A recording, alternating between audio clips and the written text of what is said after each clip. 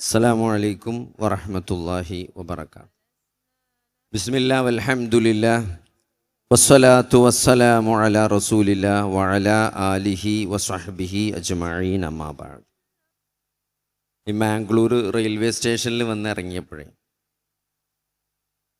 നാലാമത്തെ പ്രോഫ്കോണിന് വേണ്ടി മാംഗ്ലൂരിൽ ക്യാമ്പസുകൾ അതേപോലെ മണിപ്പാൽ ക്യാമ്പസുകളിലേക്ക് കുട്ടികളെ ക്ഷണിക്കാൻ വേണ്ടിയിട്ട് ഇവിടെ വന്നതാണ്. പിന്നെ മംഗലാപുരം വന്നതായിട്ട് ഓർക്കണില്ല.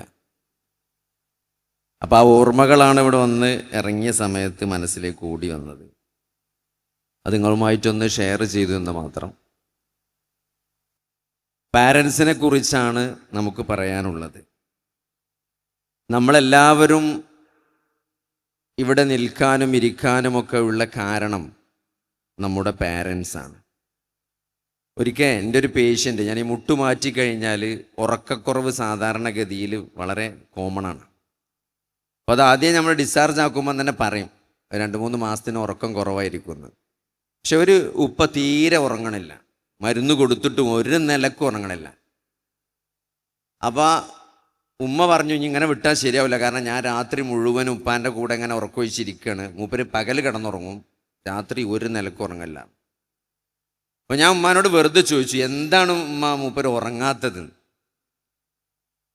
അപ്പം ഉമ്മ ഇങ്ങനെ കുറച്ച് നേരം ആലോചിച്ചിട്ട് പറഞ്ഞു, എനിക്ക് തോന്നണത് എന്താ അറിയോ, മൂപ്പര് കുറേ കാലമായിട്ടുള്ളൊരു ശീലാണ്. ഒരു 3:30-4 മണിയാകുമ്പോൾ മൂപ്പര് എണീക്കും. എന്നിട്ട് തഹജ്ജുദൊക്കെ നിസ്കരിച്ച് കഴിഞ്ഞാൽ മൂപ്പര് ഒരു ബാങ്ക് കൊടുക്കണേൻ്റെ അരമണിക്കൂർ മുമ്പ് മൂപ്പര് പള്ളിയിൽ പോകും. പള്ളിക്ക് പോണ വഴിയിൽ മൂപ്പര് ഖബർസ്ഥാനിൽ കയറിയിട്ട് വാപ്പാൻ്റെ ഇമ്മാൻ്റെ ഖബറിൻ്റെ അടുത്ത് പോയിട്ട് കുറച്ചു നേരം ഒരുക്കും വേണ്ടി പ്രാർത്ഥിക്കും. അങ്ങനെ പ്രാർത്ഥിച്ചിരിക്കുമ്പോഴാണ് സാധാരണ സുബൈ ബാങ്ക് കൊടുക്കുക. അപ്പം അത് കുറച്ച് ദിവസമായിട്ട് ഇപ്പം മുടങ്ങിക്കിടക്കണം. അതിൻ്റെ ഒരു നല്ല വിഷമം മൂപ്പർക്ക് ഉണ്ട്. അതാണ് മൂപ്പര് ഉറങ്ങാത്തതെന്ന് തോന്നണെന്നാണ് പറഞ്ഞത്. സത്യത്തിൽ അത് കേട്ടപ്പോഴേ സുബൈൻ്റെ മുമ്പ് വാപ്പാൻ്റെ കബർമ പോയിക്കണീൻ്റെ പുണ്യത്തെ പറ്റിയുള്ള ഹദീസ് പറയാനല്ല സഹോദരങ്ങളെ, അങ്ങനെ ഒരു പുണ്യമൊന്നും പഠിപ്പിക്കപ്പെട്ടില്ലെങ്കിലും നിങ്ങൾ ആ മനസ്സ് നോക്കി. ഇന്ന് വാപ്പാനും ഉമ്മാനും നോക്കാൻ പോലും, അവർക്ക് വേണ്ടി പ്രാർത്ഥിക്കാൻ പോലും സമയമില്ലാത്ത ഈ കാലത്ത് ഒരാൾ സുബൈൻ്റെ മുമ്പ് തന്നെ എണീറ്റ് പോയി ആ ഖബർസ്ഥാനിലിരുന്ന് വാപ്പാക്കും ഉമ്മാക്കും വേണ്ടി പ്രാർത്ഥിക്കുക എന്ന് പറയുമ്പം, അത് ചെയ്യാൻ പറ്റാത്തത്, അത് വർഷങ്ങളായി ചെയ്തുകൊണ്ടിരിക്കുന്ന ഒരു ശീലം, അത് ചെയ്യാത്തതിൻ്റെ പേരിൽ, പറ്റാത്തതിൻ്റെ പേരിൽ ഉറക്കം പോലും കിട്ടുന്നില്ല എന്ന് പറയുമ്പം, അങ്ങനത്തെ കുറേ മനുഷ്യന്മാർ ഇവിടെ ജീവിച്ചിരിക്കുന്നുണ്ട്. അവർ പോകേണ്ട സ്വർഗത്തിലേക്കാണ് നമുക്കും പോകാനുള്ളത് സഹോദരങ്ങളെ. കാരണം അത്രയും ശക്തമായ താക്കീതാണ്, അല്ലെങ്കിൽ കൽപ്പനയാണ് അല്ലാഹു സുബ്ഹാനഹു വ തആല വിശുദ്ധ ഖുർആനിൽ പറഞ്ഞത്. വഖളാ റബ്ബുക അല്ലാ തഅ്ബുദു ഇല്ലാ ഇയ്യാഹു വബിൽ വാലിദൈനി ഇഹ്സാന. അല്ലാഹുവിനെ മാത്രം ആരാധിക്കണം എന്ന കൽപ്പനയോട് ചേർത്ത് പറഞ്ഞൊരു കാര്യമാണ് മാതാപിതാക്കൾക്ക് നന്മ ചെയ്യണമെന്നത്.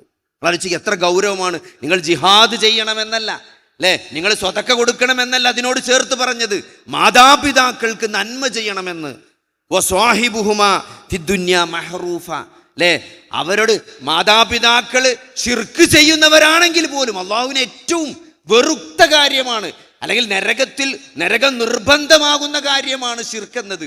അത് ചെയ്യുന്ന മാതാപിതാക്കളാണെങ്കിൽ പോലും അവരോട് നല്ല രൂപത്തിൽ വർത്തിക്കണമെന്ന് അള്ളാഹു കൽപ്പിക്കുന്നു എന്ന് പറയുമ്പം ആ ബാധ്യത എത്രയാണെന്ന് നമുക്ക് ഊഹിച്ചാൽ മനസ്സിലാകും. അതുകൊണ്ട് സഹോദരങ്ങളെ, നമ്മുടെ സ്വർഗം അവരാണ്.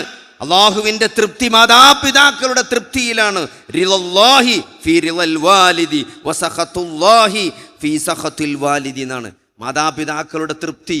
ആ തൃപ്തി നേടിയാലേ അള്ളാഹിൻ്റെ തൃപ്തി കിട്ടുള്ളൂ. നമ്മൾ എത്ര നോമ്പ് നോറ്റാലും, എത്ര സ്വതക്ക ചെയ്താലും, എത്രയൊക്കെ പുണ്യങ്ങൾ പ്രവർത്തിച്ചാലും അതൊന്നും ആകാശത്തിലേക്ക് ഉയരാതെ അവിടെ തങ്ങിക്കിടക്കും.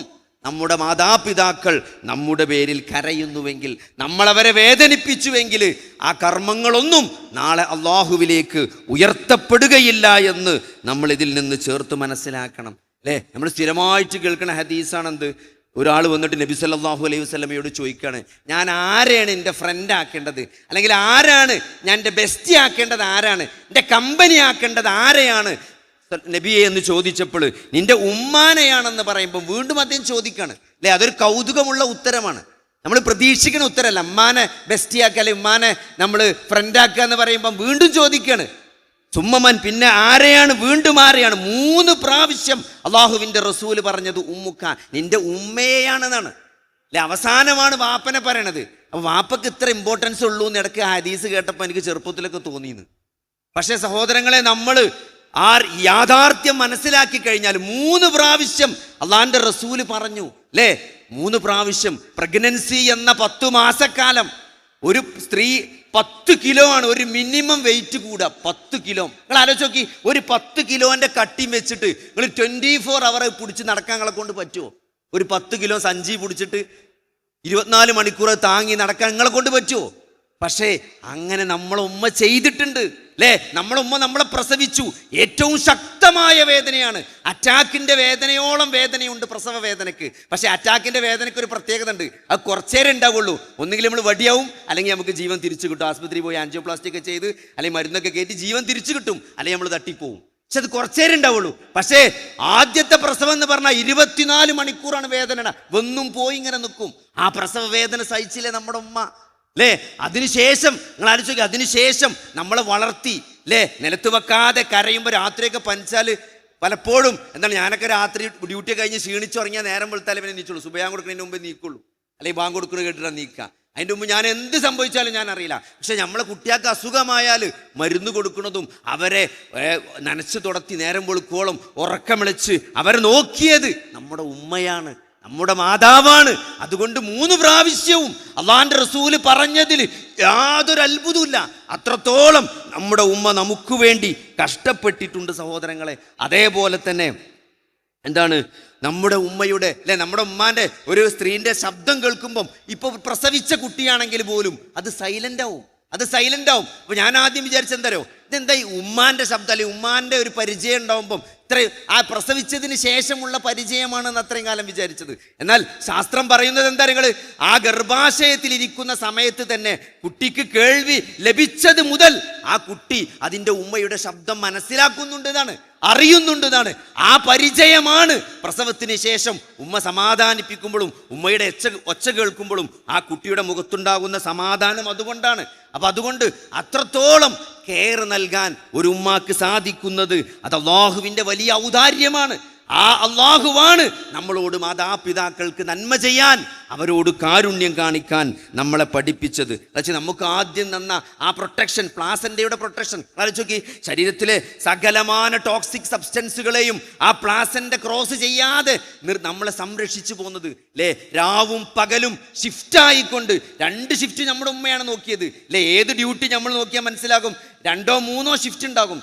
ഡേ ഷിഫ്റ്റ് എടുത്ത ആൾക്കാരല്ല നൈറ്റ് ഷിഫ്റ്റ് എടുക്കുക. രാവും പകലും ഷിഫ്റ്റ് നോക്കാതെ നമ്മളെ സംരക്ഷിച്ചത്, ആ ഗർഭപാത്രത്തിലൂടെ നമുക്ക് വേണ്ട ആവശ്യമായ മുഴുവൻ ന്യൂട്രിയൻസും നൽകിയത്, നമ്മളെ സംരക്ഷിച്ച് നിർത്തിയത്, അതെല്ലാം അള്ളാഹുവിൻ്റെ ഔദാര്യം കൊണ്ട് നമ്മുടെ ഉമ്മയാണ്.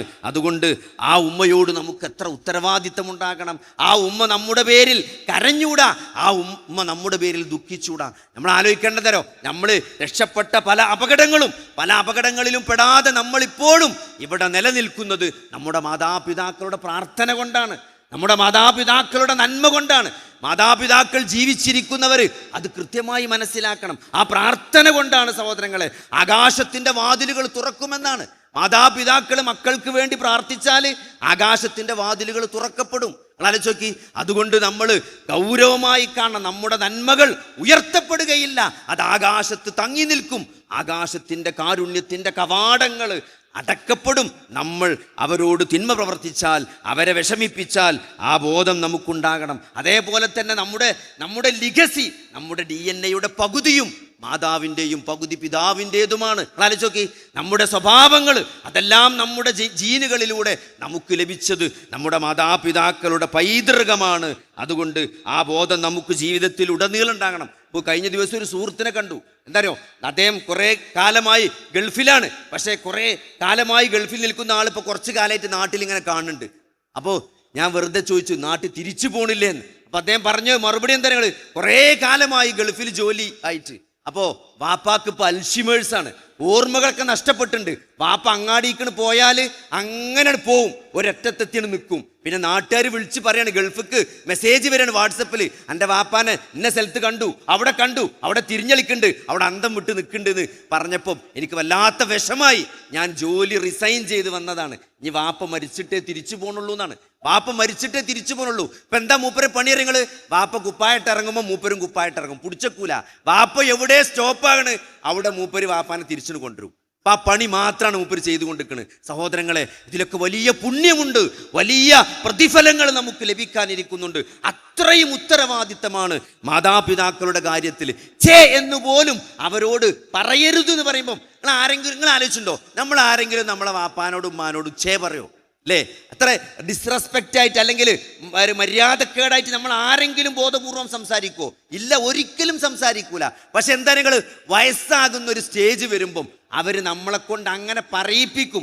അത്തരത്തിൽ എന്ത് ചെയ്യും, അവർ ചിലപ്പം റോങ് ആയിട്ട് നമ്മളോട് പെരുമാറും. ഒരു ഏജ് കഴിഞ്ഞാൽ അങ്ങനെയാണ്, അവർക്ക് സ്വാർത്ഥത കൂടും, അവരെ കാഴ്ചപ്പാട് കുറച്ചുകൂടി ചെറുതാവും, അവരെ വേൾഡ് വ്യൂ കുറച്ചുകൂടി നാരോ ആവും. പക്ഷെ നമുക്ക് ടോളറേറ്റ് ചെയ്യാൻ പറ്റൂല. അപ്പൊ അതുകൊണ്ട് നമ്മളത് പറയുമാറ് നമ്മൾ ഇറിറ്റബിൾ ആവുന്നതാണ്, ഇറിറ്റബിൾ ആവും. നമ്മളെ കൊണ്ട് അവർ പറയിപ്പിക്കുന്ന രൂപത്തിൽ പെരുമാറിയാൽ പോലും നമ്മൾ എന്ന് പറയരുതെന്നാണ്, എന്ന് പറയരുതെന്നാണ് അള്ളാഹുവിൻ്റെ കൽപ്പനയാണ്. അല്ലേ? ഒരു സുഹൃത്ത്, ഗൾഫിൽ ജോലി ചെയ്യുന്നൊരു സുഹൃത്ത് തൻ്റെ സ്പോൺസറായ അറബിനെ പറ്റി വളരെ നല്ല അറബിയാണ് എന്ന് പറയാൻ വേണ്ടി ഒരു ഉദാഹരണം പറഞ്ഞു. അപ്പോൾ എൻ്റെ സ്പോൺസറിൻ്റെ ചെക്കുണ്ട്, അവൻ ഭയങ്കര അടിപൊളിയാണ്.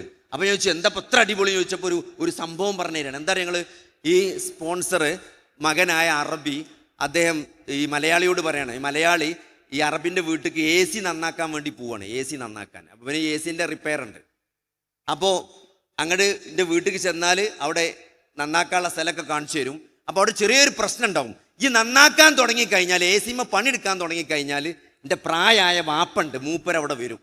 അവിടെ വന്നിട്ട് എന്ത് ചെയ്യും, അന്നെങ്ങനെ ഇറിറ്റേറ്റ് ചെയ്യും, എന്നെ ചൊറിഞ്ഞുകൊണ്ടിരിക്കും. അപ്പോൾ ഒരിക്കലും എന്ത് ചെയ്യരുത്, എൻ്റെ വാപ്പാനോട് ദേഷ്യപ്പെടരുത്, എൻ്റെ വാപ്പാനോട് മോശമായി പ്രതികരിക്കരുത്. മാത്രല്ല, എൻ്റെ വാപ്പാനെ പറ്റി മോശമായി ഇനി ചിന്തിക്കുക പോലും ചെയ്യരുത്. എനിക്ക് എന്തെങ്കിലും ഒരു ദേഷ്യമോ ഇഷ്ടക്കേടോ വന്നാൽ, എന്തെങ്കിലും പറയണമെന്ന് തോന്നിയാൽ ഉടനെ ഫോൺ വിളിക്കുക, എനിക്ക് പറയേണ്ട തെറി മുഴുവൻ ഇന്നെ വിളിക്കുക. എൻ്റെ വാപ്പാനെ പറയരുത്. കാരണം മൂപ്പർക്ക് അങ്ങനെ സ്വഭാവമാണ്.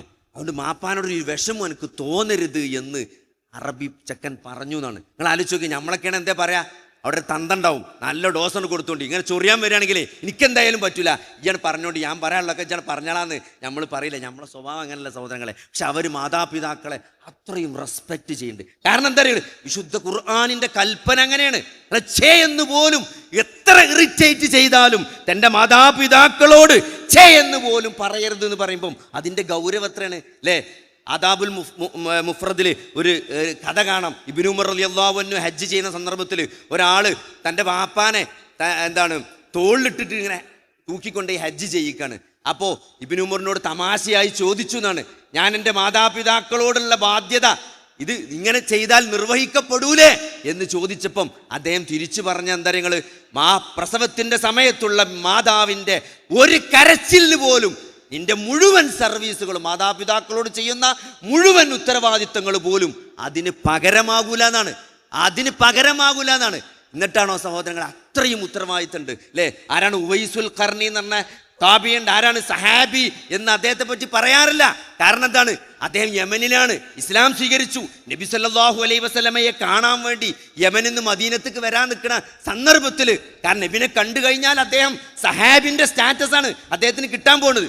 ആ പോരാൻ നിൽക്കുന്ന സമയത്ത് അദ്ദേഹത്തിൻ്റെ മാതാവ് രോഗിയായി, ഉമ്മാനെ കെയർ ചെയ്യണ ഭാഗമായിട്ട് അദ്ദേഹം നബിനെ കാണാൻ വന്നില്ല. നബി സല്ലല്ലാഹു അലൈഹി വസല്ലമ വഫാത്താവുകയും ചെയ്തു. അങ്ങനെ നബിനെ കാണാൻ പറ്റാത്തതിൻ്റെ പേരിൽ സഹാബി എന്നുള്ള സ്റ്റാറ്റസ് അദ്ദേഹത്തിന് നഷ്ടപ്പെട്ടു. ആർക്കെങ്കിലും അറിയോ സഹോദരങ്ങളെ ഈ ചരിത്രം അല്ലേ? പക്ഷേ നബി സല്ലല്ലാഹു അലൈഹി വസല്ലമക്ക് വഹി വന്നു. നബി ഉമർ റളിയല്ലാഹു അൻഹുവിനോടും അലി റളിയല്ലാഹു അൻഹുവിനോടുമായിട്ട് പറഞ്ഞു, എന്ത്, ഇങ്ങനെ ഒരാളുണ്ട്, ഉവൈസ് ഒരാളുണ്ട് യമനിൽ, അദ്ദേഹത്തെ നിങ്ങൾ ജീവിതത്തിൽ കാണാൻ ഇടവരികയാണെങ്കിൽ അദ്ദേഹത്തോട് നിങ്ങൾ പ്രാർത്ഥിക്കാൻ വേണ്ടി പറയണമെന്നാണ്. കാരണം അദ്ദേഹത്തിൻ്റെ പ്രാർത്ഥന സ്വീകരിക്കും. അദ്ദേഹം ചെയ്ത നന്മ എന്താണ്? മാതാവിനെ പരിചരിച്ചു എന്നുള്ളതാണ്. നോക്കി, നമ്മൾ ഇന്ന് ആ പേരുച്ചരിക്കാൻ കാരണം അള്ളാഹു അദ്ദേഹത്തിൻ്റെ പേര് നമുക്ക് എത്തിച്ചു തന്നത് അദ്ദേഹം ചെയ്ത ആ വലിയ മനസ്സാണ്. അതുകൊണ്ട് മാതാപിതാക്കളോടുള്ള ഉത്തരവാദിത്തമാണ് സഹോദരങ്ങളെ ഇതൊക്കെ നമുക്ക് ബോധ്യപ്പെടുത്തി തരുന്നത്. അതുകൊണ്ട് ഇന്നെന്താ നിങ്ങൾ ഇന്നെല്ലാം ഒരു പ്രകടനപരതയാണ് അല്ലേ? മദേഴ്സ് ഡേയിൽ നമ്മളൊക്കെ മെസ്സേജ് ഇടും, ഫേസ്ബുക്കിൽ പോസ്റ്റ് ഇടും, വാട്സപ്പിൽ സ്റ്റാറ്റസ് ഇടും അല്ലേ? ഐ ലവ് മൈ മോം എന്നൊക്കെ പറഞ്ഞിട്ട് ലവിൻ്റെ സ്റ്റിക്കറും സ്റ്റാറ്റസ് ഒക്കെ ഇടും. പക്ഷേ സഹോദരങ്ങളെ ഒരിക്കൽ പോലെങ്കിലും ജീവിതത്തിൽ ഉമ്മായെ ചേർത്ത് നിർത്തിക്കൊണ്ട് ആ സ്നേഹം പരസ്യമായി പ്രകടിപ്പിക്കാൻ അല്ലേ? കെയർ കിട്ടേണ്ട ഒരു സമയത്ത് ആ കെയർ കൊടുക്കാൻ, അതെന്ത് സമയം വേണമെങ്കിൽ സമയം കൊടുക്കണം, പണം വേണമെങ്കിൽ പണം കൊടുക്കണം. അവരുടെ ആവശ്യം എന്താണെന്ന് കണ്ടറിഞ്ഞുകൊണ്ട് അത് കൊടുക്കാൻ നമുക്ക് സാധിക്കേണ്ടതുണ്ട് അല്ലേ? എന്താ വാപ്പാക്ക് എന്തിനാ പൈസ ചോദിക്കും? പെരിയിലെ ചെലവ് മുഴുവൻ ഞാനല്ല നടത്തുന്നത്, എന്നാലും എന്തിനാ ഇപ്പം വാപ്പാക്ക് പൈസ എന്ന് ചിലപ്പം ചില ആൾക്കാർ ചോദിക്കാറുണ്ട്. സഹോദരങ്ങളെ വാപ്പാക്കും ഒരു ആഗ്രഹം ഉണ്ടാവില്ലേ? വാപ്പാക്കും വാപ്പാൻ്റെ ഫ്രണ്ട്സിൻ്റെ ഒക്കെ കൂടെ ഒന്ന് കമ്പനിയാകാനും ഓല ചായൻ്റെയും പൊറാട്ടൻ്റെയും പൈസ കൊടുക്കാനൊക്കെ നമ്മളെ വാപ്പാക്കും ആഗ്രഹം ഉണ്ടാവില്ലേ? അതുകൊണ്ട് വാപ്പാൻ്റെ ഒരു പോക്കറ്റ് മണി വാപ്പാക്കും പോക്കറ്റ് മണി ഉമ്മാക്കും അതൊക്കെ അവരുടെ സന്തോഷമാണ്. അവരുടെ സന്തോഷം അത് അല്ലാഹുവിൻ്റെ സന്തോഷമുണ്ട് എന്നുള്ള യാഥാർത്ഥ്യം നമ്മൾ തിരിച്ചറിയണം സഹോദരങ്ങളെ. അതുകൊണ്ട് എന്താണ് ലാ യദ്ഖുലുൽ ജന്നത ബന്ധങ്ങൾ മുറിക്കുന്നവൻ അവൻ സ്വർഗത്തിൽ പ്രവേശിക്കൂല എന്നാണ് അല്ലാഹുവിൻ്റെ റസൂൽ പറഞ്ഞത്. നിങ്ങൾ ആലോചിച്ച് നോക്കി, അത് കുടുംബ ബന്ധങ്ങളെ കുറിച്ചാണ് അല്ലേ? രക്തബന്ധത്തെ കുറിച്ചാണ്. അതിലേറ്റവും വലിയ ബന്ധമാണെന്ത്? അതിലേറ്റവും വലിയ ബന്ധമാണ് മാതാപിതാക്കളോടുള്ള ബന്ധം അല്ലേ? മാതാപിതാക്കളോടുള്ള ബന്ധം. സൂറത്തുൽ ബഖറയുടെ തുടക്കത്തിൽ വമിമ്മാ റസഖ്നാഹും യുൻഫിഖൂൻ, നാം നൽകിയതിൽ നിന്ന് ചെലവഴിക്കുന്നവരാണ് സത്യവിശ്വാസികൾ എന്ന് പറഞ്ഞിടത്ത് ആയത്തിന്റെ തഫ്സീറിന് ഇബ്നു കസീർ കൊടുത്ത തഫ്സീറിൽ ആദ്യം പറഞ്ഞ ആർക്കറിയാം? ചെലവഴിക്കണം. ആർക്കാണ് ചെലവഴിക്കേണ്ടത്? മാതാപിതാക്കൾക്കാണ്. ചെലവഴിക്കേണ്ട കൂട്ടത്തിൽ ആദ്യം പറഞ്ഞ വിഭാഗം മാതാപിതാക്കളാണെന്നാണ്. അപ്പം അതുകൊണ്ട് സഹോദരങ്ങളെ ആ ബന്ധം, മാതാപിതാക്കളുമായിട്ടുള്ള ബന്ധം അത്രയുമുണ്ട്. അതുകൊണ്ട് നമ്മളുടെ അടുത്ത് എന്തെങ്കിലുമൊക്കെ വാക്കിലോ സംസാരത്തിലോ എന്തെങ്കിലും ഒരു പെരുമാറ്റക്കേട്, ഒരു മോശമായ പെരുമാറ്റം മാതാപിതാക്കളോട് വന്നിട്ടുണ്ടെങ്കിൽ നമ്മൾ ആത്മാർത്ഥമായി തൗബ ചെയ്യണം. ഇല്ലാമൻ താബ വ ആമന വ അമില സ്വാലിഹൻ, സൽക്കർമ്മങ്ങൾ പ്രവർത്തിക്കുകയും കൂടുതൽ അവരുമായി പുണ്യങ്ങൾ അവർക്ക് ചെയ്തു കൊടുക്കുകയും ചെയ്തതിൽ അകമഴിഞ്ഞ് പശ്ചാത്തപിക്കുകയും പൊരുത്തപ്പെടുകയും ചെയ്താൽ തീർച്ചയായിട്ടും അള്ളാഹു നമുക്കത് പൊറത്തു തരുമെന്നാണ്. അതുകൊണ്ട് അവർ ചോദിക്കേണ്ട ഒരു ഇടവരാതെ അവർക്ക് സർവ് ചെയ്യാൻ, അവർക്ക് വേണ്ടത് നൽകാൻ, അതേപോലെ തന്നെ സഹോദരങ്ങളെ അവർക്കെതിരെ നമ്മളെ ശബ്ദം ഉയരാതിരിക്കാൻ ഒരു കാരണവശാലും അവരെന്തു പറഞ്ഞാലും അവരുടെ ടോണിന് മുകളിൽ നമ്മളുടെ ടോണ് ഒരു കാരണവശാലും നമ്മുടെ വോയിസ് ഉയരാൻ പാടില്ല. അതേപോലെ ഓരോ നിസ്കാരത്തിന് ശേഷവും നിങ്ങൾ അവർക്ക് വേണ്ടി ദുആ ചെയ്യണം. നിങ്ങൾ ആലോചിച്ച് എന്താ വെച്ചാൽ മനുഷ്യരെന്ന ജീവി മാത്രമാണ് അതിൻ്റെ മാതാപിതാക്കളെ ദീർഘകാലം ആശ്രയിച്ച് നിൽക്കുന്നൊരു ജീവി അല്ലേ? ബാക്കി ഏത് ജീവിയും പ്രസവിച്ച ഉടനെ പാറിപ്പോവും, നടന്നു പോവും. നമ്മൾ 8, 10, 15, 20 കൊല്ലമാണ് മാതാപിതാക്കളുടെ തണലിൽ വളർന്ന് ജീവിച്ചു വരുന്നത്. അതേപോലെ തന്നെ പ്രായമാകുമ്പോൾ അവർക്കും ആ കാരുണ്യവും ആ ആശ്രയവും അവർക്ക് ആവശ്യമുണ്ട്. അതുകൊണ്ടാണ് റബ്ബിർഹംഹുമാ കമാ റബ്ബയാനി സ്വഗീറ എന്ന പ്രാർത്ഥന പഠിപ്പിക്കപ്പെട്ടത്. മാതാപിതാക്കൾക്ക് കാരുണ്യം, അവരെന്നോട് ചെറുപ്പത്തിൽ കാരുണ്യം കാണിച്ചതുപോലെ അല്ലാഹുവേ നീ അവരോട് കാരുണ്യം കാണിക്കണേ എന്നുള്ള പ്രാർത്ഥന ഓരോ ഫർള് നമസ്കാരത്തിന് ശേഷവും നമ്മളത് പ്രാർത്ഥിക്കാൻ മടിക്കരുത്. അതുകൊണ്ട് നമ്മുടെ മാതാപിതാക്കൾ മരിച്ചു പോയാലും അവർക്ക് നമുക്ക് ചെയ്യാൻ കഴിയുന്നത് പ്രാർത്ഥനകളാണ്, അവർക്കുള്ള സൽക്കർമ്മങ്ങളാണ്. ഇതൊക്കെ കൃത്യമായിട്ട് അള്ളാഹുവിൻ്റെ റസൂല് പഠിപ്പിച്ചതാണ് അല്ലേ? നമ്മൾ മാതാപിതാക്കൾ നമ്മളിൽ നിന്ന് പിരിഞ്ഞു പോയാലും അവർക്ക് വേണ്ടി ദാനധർമ്മങ്ങൾ ചെയ്യാൻ, അവർക്ക് വേണ്ടി പ്രാർത്ഥിക്കാൻ അല്ലേ? അവർക്ക് വേണ്ടി നമുക്ക് ഉംറ ചെയ്യാൻ, അത് സഹിയാകുമെന്ന് ഹദീസിൽ കാണാം. അതേപോലെ തന്നെ സഹോദരങ്ങളെ അവർക്ക് വേണ്ടി എല്ലാ തരത്തിലും അവരുടെ ആ ബന്ധങ്ങളോട്, മാതാവിൻ്റെയും പിതാവിൻ്റെയും കുടുംബക്കാരോട് നല്ല രൂപത്തിൽ പ്രവർത്തിക്കാനും അല്ലേ? സാധാരണ എന്താ പറയുക, വാപ്പ മരിച്ചാലും പിന്നെ എന്നോട് കണ്ടിട്ടില്ലല്ലോ എന്ന് കുടുംബക്കാർ നമ്മളെ പറ്റി പറയും അല്ലേ? അങ്ങനെ പറയാൻ പാടില്ല. ഇടക്കിടക്ക് വാപ്പുള്ള കാലത്ത് വാപ്പ ഇടക്കിടക്ക് പോയ വീടുകളിൽ നമ്മളും ഗ്യാപ്പിട്ടുമ്പോൾ പെരുന്നാക്കെങ്കിലും നമ്മൾ പോയിട്ട് ആ ബന്ധം നിലനിർത്തണം. അത് മാതാപിതാക്കളോടുള്ള സ്നേഹത്തിൻ്റെ ഭാഗമാണ്. അള്ളാഹു സുബ്ഹാനഹു വ തആല നമ്മളെ മാതാപിതാക്കളെയും നമ്മളെയും ജന്നാത്തുൽ ഫിർദൗസിൽ ഒരുമിച്ച് കൂട്ടുവാൻ അള്ളാഹു അനുഗ്രഹിക്കുമാറാകട്ടെ. അവരുടെ ഏറ്റവും നല്ല നിലയിൽ വർത്തിക്കാൻ, അവരെ കെയർ ചെയ്തുകൊണ്ട് നാളെ സ്വർഗത്തിൽ പ്രവേശിക്കാൻ, ആ സ്വർഗത്തിൻ്റെ വാതിലുകളിലൂടെ മാതാപിതാക്കളെ സ്നേഹിച്ചുകൊണ്ട് അവർക്ക് സർവീസ് നൽകിക്കൊണ്ട് നാളെ സ്വർഗത്തിൽ പ്രവേശിക്കുന്ന ആളുകളുടെ കൂട്ടത്തിൽ അള്ളാഹു നമ്മളെ ഉൾപ്പെടുത്തുമാറാകട്ടെ. നമ്മളിൽ നിന്ന് പിരിഞ്ഞുപോയ മാതാപിതാക്കൾക്ക് അല്ലാഹു മഗ്ഫിറത്തും മർഹമത്തും നൽകി അനുഗ്രഹിക്കുമാറാകട്ടെ. റബ്ബനാ ആതിനാ ഫിദ്ദുനിയ ഹസനതൻ വഫിൽ ആഖിറതി ഹസനതൻ വഖിനാ അദാബന്നാർ. അല്ലാഹുമ്മ ഗ്ഫിർ ലിൽ മുഅ്മിനീന വൽ മുഅ്മിനാത്ത് വൽ മുസ്ലിമീന വൽ മുസ്ലിമാത്ത്. അല്ലാഹുമ്മ وأعز الإسلام والمسلمين وأذل الشرك والمشركين ربنا ظلمنا أنفسنا وإن لم تغفر لنا وترحمنا لنكونن من الخاسرين آمين آمين برحمتك يا أرحم الراحمين اللهم صل على محمد وعلى آل محمد والحمد لله رب العالمين.